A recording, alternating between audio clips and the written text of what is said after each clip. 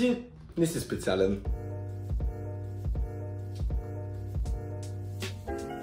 Не разбирам защо всички се старат да бъдат толкова юник. В смисъл, разбирам го, но мисля, че е тъпо.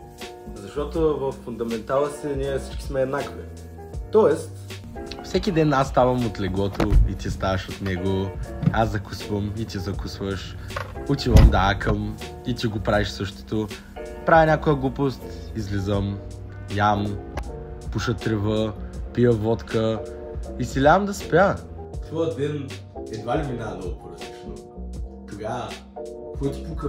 Мисля, че е мега освобождаващо да знаеш, че всички правим едни и същи неща всеки ден. Индивидуалното си идва натурално. Той извира от нас. Всяка смотана рисунка, която направиш, тъпите поеми, които пишеш, онзи проект, който си обещава да довършиш, грозните ти дрехи, кривите ти зъби. Всичко това си ти.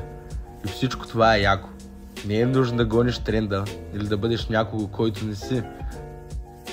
Приключението на съществуването ти трябва много малко, за да е достатъчно. А ти си достатъчно. Смотан.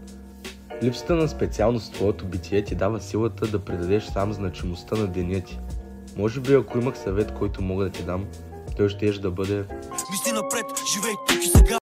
Якото нещо в живота е, че той е такъв, какъвто си го забъркаш. Затова забърквай неща, които искаш да ядеш.